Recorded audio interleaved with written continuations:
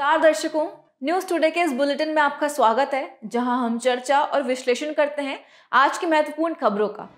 आज की मुख्य सुर्खियां इस प्रकार हैं। इसरो ने सेमी क्रायोजेनिक इंजन SCE 200 के लिए पहला प्री बर्नर इग्निशन परीक्षण सफलतापूर्वक पूरा किया।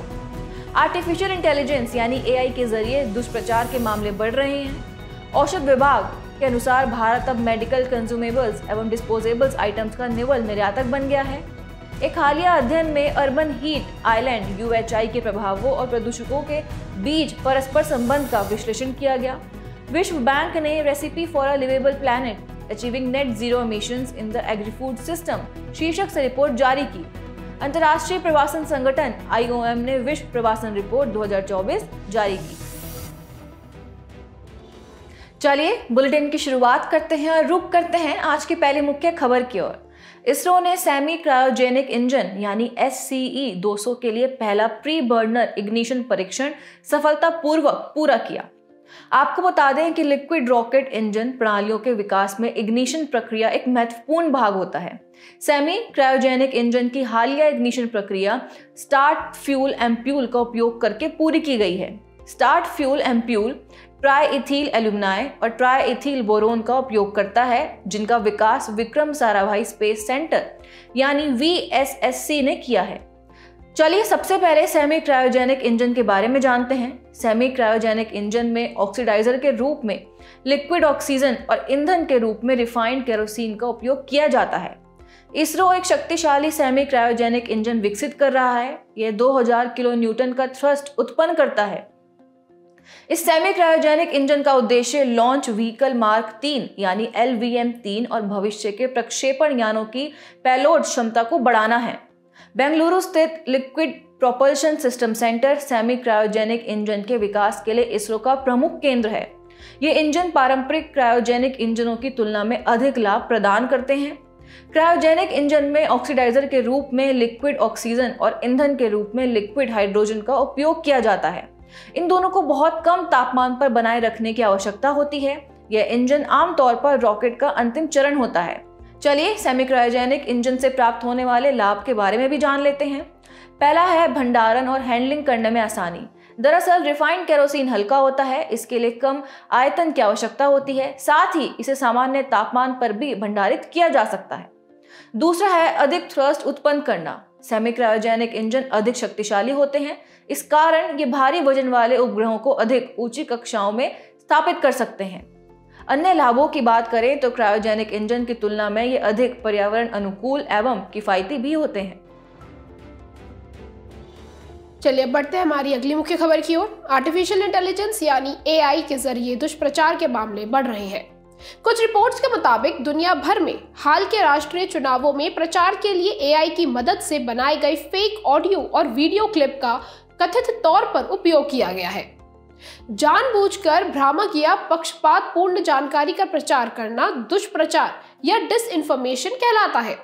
अपराधी, आतंकवादी, चरमपंथी समूह और राज्य प्रायोजित एजेंसियां गलत सूचनाएं फैलाने, भ्रम पैदा करने या हिंसा भड़काने के लिए दुष्प्रचार का सहारा लेते हैं। सूचना प्रौद्योगिकी के विस्तार ने दुष्प्रचार फैलाने में अहम भूमिका निभाई है। चलिए सबसे पहले दुष्प्रचार से उत्पन्न होने वाली चुनौतियों को समझते हैं। पहला है मानवाधिकारों में कटौती।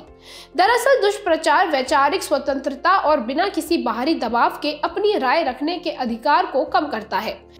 ऐसा इसलिए क्योंकि फेक न्यूज सही खबरों को दबा देती है। दूसरा है लोकतांत्रिक संस्थानों में विश्वास का कमजोर होना। गलत सूचनाओं के जरिए काफी हद तक जनता की राय को प्रभावित किया जा सकता है। इस तरह ये लोकतंत्र या लोक नीति को भी प्रभावित कर सकती है। तीसरा है समाज का ध्रुवीकरण। दुष्प्रचार करने वाले अक्सर अपने लक्षित श्रोताओं या दर्शकों को विवादास्पद राजनीतिक या सामाजिक गुटों के बीच ध्रुवीकृत करने का प्रयास करते हैं। और चौथा है डिजिटल हिंसा और दमन। नॉन स्टेट एक्टर्स अपने विरोधियों के खिलाफ सूचनाओं के जरिए दबाव बनाने के लिए अक्सर साइबर स्टॉकिंग, उत्पीड़न या साइबर बुलिंग में शामिल होते हैं। ऐसे में आर्टिफिशियल इंटेलिजेंस के जरिए होने वाले दुष्प्रचार को रोकने के लिए किए गए उपायों पर एक नजर डालते हैं। सबसे पहले बात करते हैं सूचना प्रौद्योगिकी मध्यवर्ती दिशा निर्देश और डिजिटल मीडिया आचार संहिता नियम 2021 की।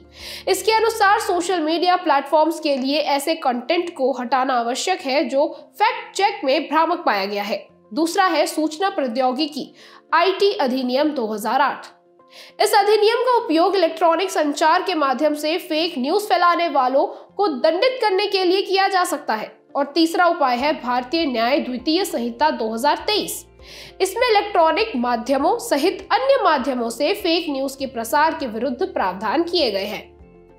अब समझते हैं कि इन चुनौतियों से निपटने के लिए क्या किया जाना चाहिए। पहला है तकनीकी समाधान। इसकी बात करें तो गलत या भ्रामक जानकारी की पहचान करने और उसे फिल्टर करने के लिए AI और मशीन लर्निंग का उपयोग किया जा सकता है। इसके अलावा प्रभावी विनियमन के लिए सरकारों, प्रौद्योगिकी कंपनियों और नागरिक संगठनों के बीच सहयोग बढ़ाना चाहिए। खतरों पर नजर रखनी चाहिए और प्रौद्योगिकियों का नियमित तौर पर अपडेशन करते रहना चाहिए। और अंत में अंतर्राष्ट्रीय सहयोग को बढ़ाने के लिए देशों और अंतर्राष्ट्रीय एजेंसियों के बीच सर्वोत्तम कार्यों और सूचनाओं को साझा किया जाना चाहिए। चलिए बढ़ते हैं आज की अगली मुख्य खबर की तरफ। औषध विभाग के अनुसार भारत अब मेडिकल कंज्यूमेबल्स एवं डिस्पोजेबल्स आइटम्स का केवल निर्यातक बन गया है। आपको बता दें कि मेडिकल कंज्यूमेबल चिकित्सा क्षेत्र में परीक्षण और उपचार के लिए उपयोग किए जाने वाले उपकरण होते हैं।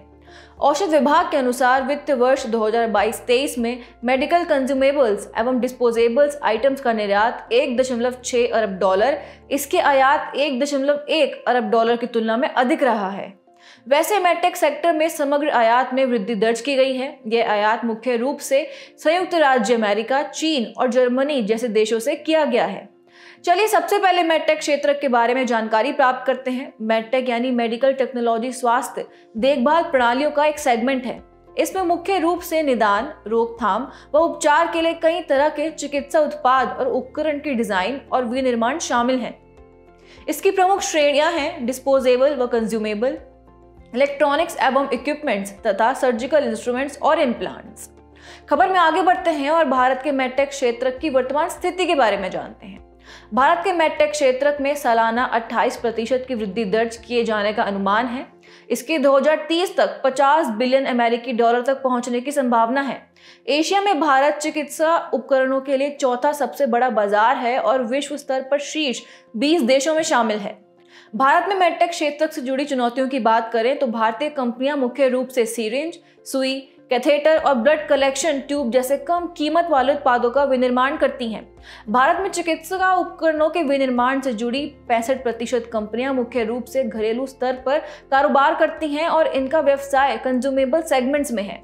ये कंपनियां मुख्य रूप से स्थानीय जरूरतों को पूरा करती हैं। इस क्षेत्र में मौजूद मुख्य बाधाएं हैं प्रतिस्पर्धियों की तुलना में अधिक लागत वाला उत्पाद होना, गुणवत्ता की कमी और विनियमन में लापरवाही आदि। चलिए अब मेडटेक क्षेत्र को बढ़ावा देने के लिए किए जा सकने वाले उपायों के बारे में समझ लेते हैं। चिकित्सा उपकरणों और उत्पादों की गुणवत्ता पर अधिक ध्यान देना चाहिए। मेडटेक क्षेत्र से जुड़े सभी हितधारकों के बीच साझेदारी को बढ़ावा देना चाहिए। अनुसंधान और नवाचार में निवेश को बढ़ाना चाहिए। अंत में भारत के मेडटेक क्षेत्र को विश्व में प्रतिस्पर्धी बनाने के लिए शुरू की गई मुख्य पहलों के बारे में जान लेते हैं।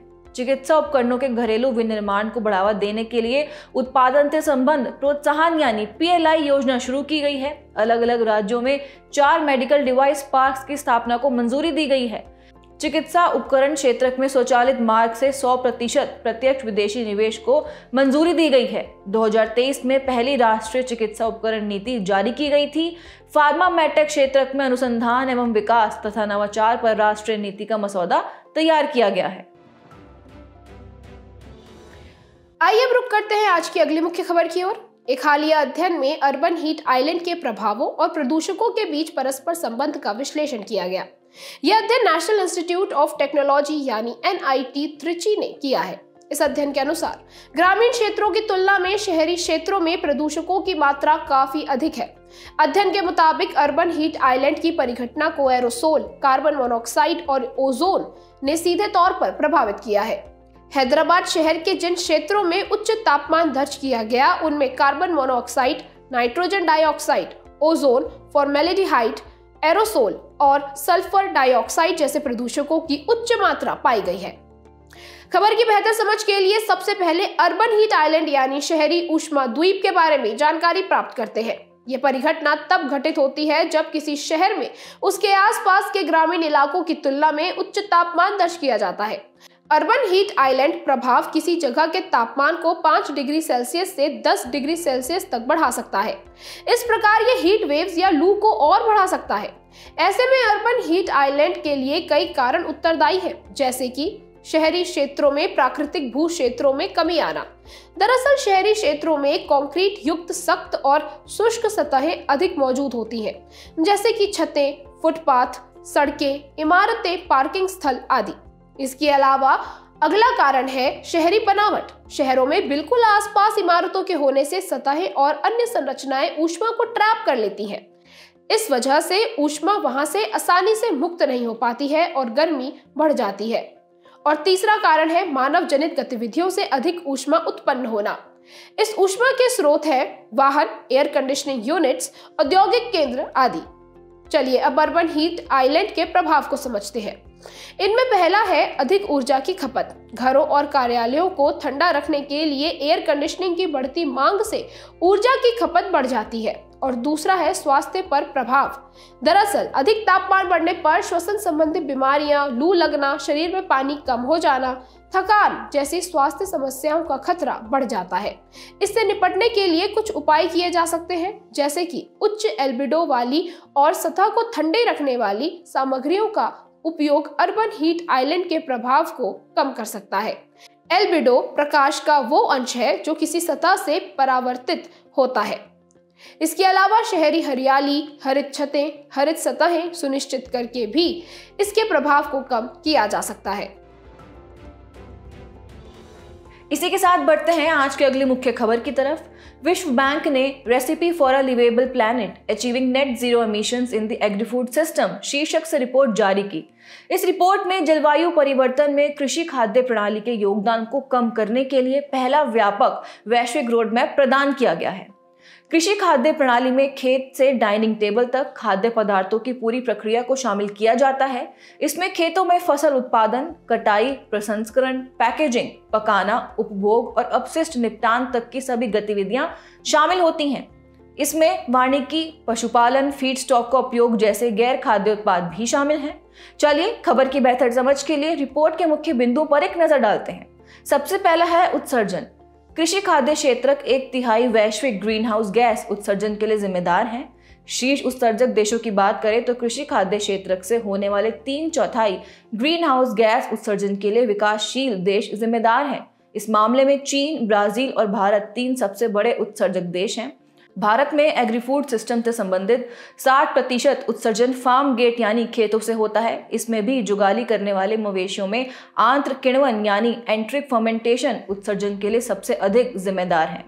वास्तव में आंत्र किण्वन मवेशियों से मीथेन उत्सर्जन के महत्वपूर्ण स्रोतों में से एक है। जलवायु वित्त पोषण के कम होने की बात करें तो पिछले दशक में जलवायु वित्त पोषण बढ़कर 2 गुना यानी $660 बिलियन हो गया था। लेकिन कृषि खाद्य प्रणालियों के लिए परियोजना स्तरीय वित्त पोषण कुल वित्त पोषण का केवल 4.3% यानी $28 बिलियन है।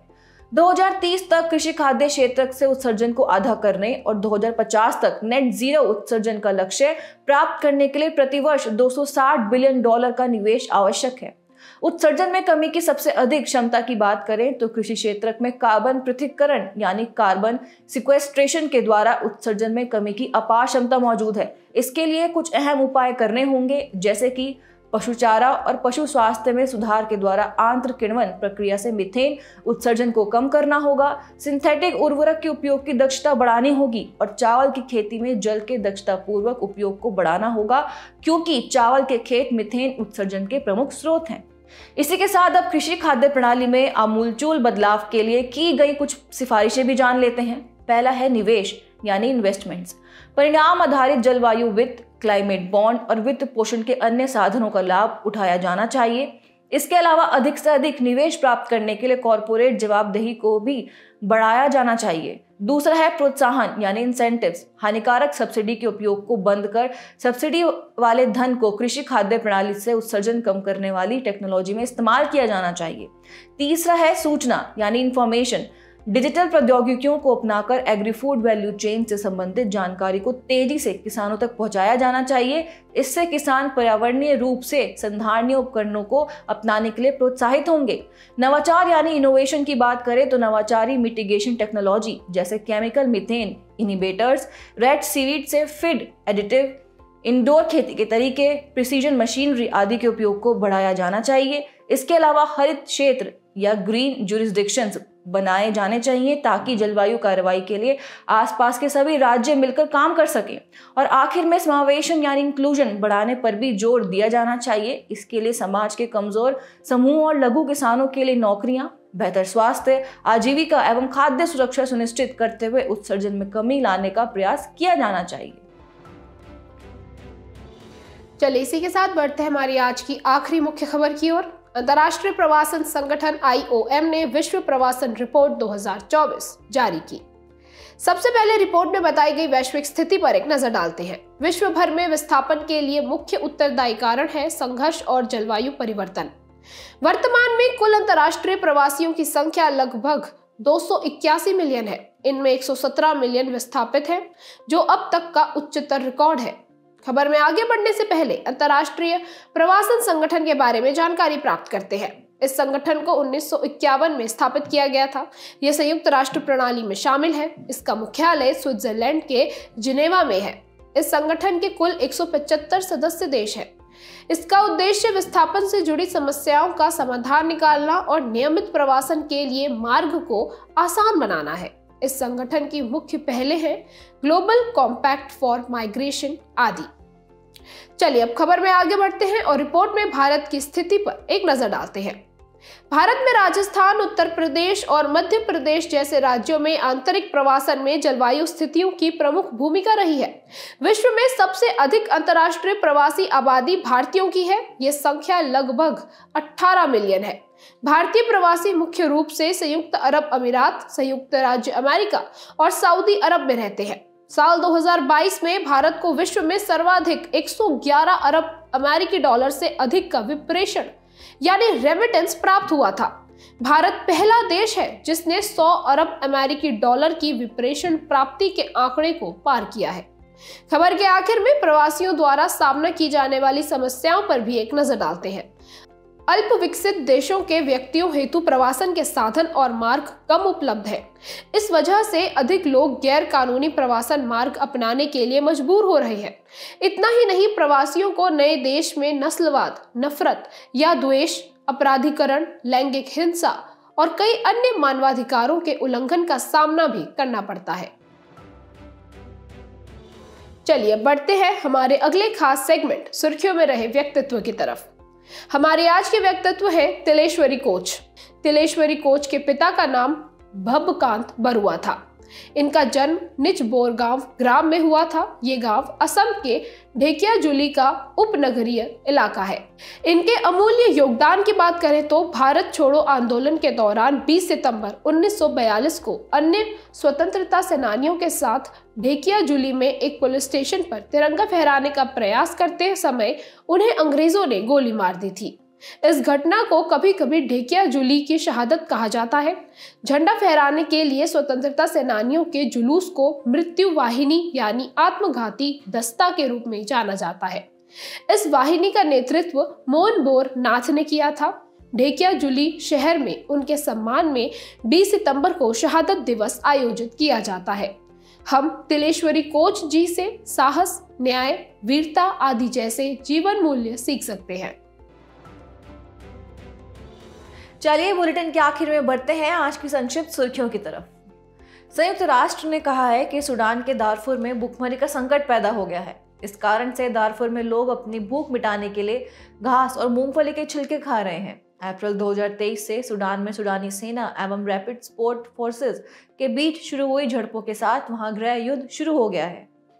सीमा सड़क संगठन BRO ने अपना 65वां स्थापना दिवस मनाया।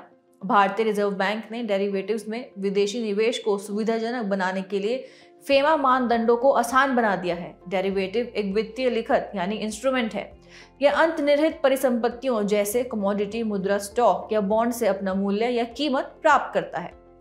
भारतीय रिजर्व बैंक ने परियोजनाओं का वित्त पोषण करने वाले ऋणदाताओं के लिए प्रोविजनिंग के संबंध में दिशा निर्देशों का मसौदा जारी किया है। आरबीआई के दिशा निर्देशों के अनुसार ऋणदाताओं को अलग अलग चरणों में कार्यान्वयन के तहत परियोजनाओं के लिए एक्सपोजर पर 5% प्रोविजनिंग को बनाए रखना होगा। महाराष्ट्र वन विभाग बाघों को चंद्रपुर जिले के ताड़ोबा अंधारी टाइगर रिजर्व से सहाद्री टाइगर रिजर्व में स्थानांतरित करने की योजना बना रहा है। हाल ही में केरल में वेस्ट नाइल बुखार के मामले दर्ज किए गए हैं। वेस्ट नाइल बुखार वेस्ट नाइल वायरस के कारण होता है। हाल ही में ओपन एआई के सीईओ ने आर्टिफिशियल जनरल इंटेलिजेंस विकसित करने के लिए अपनी प्रतिबद्धता व्यक्त की। दिल्ली हाईकोर्ट ने कहा है कि साइबर स्पेस से जुड़े खतरों को पहचानने के लिए नाबालिगों को वर्चुअल टच के बारे में सिखाया जाना चाहिए। जाने से पहले आपकी समझ की परीक्षा के लिए डालते हैं एक नजर हमारे स्पेशल सेगमेंट प्रश्नोत्तरी पर।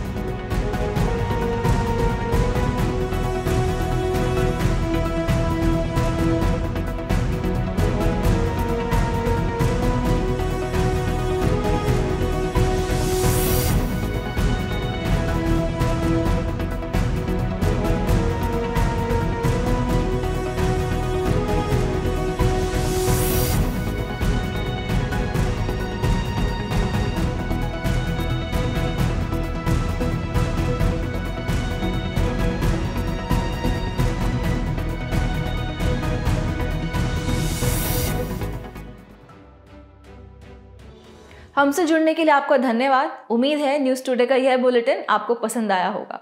न्यूज़ टुडे की पीडीएफ को डाउनलोड करने के लिए और आज की क्विज के उत्तर के लिए डिस्क्रिप्शन में दिए गए लिंक्स पर क्लिक कीजिए।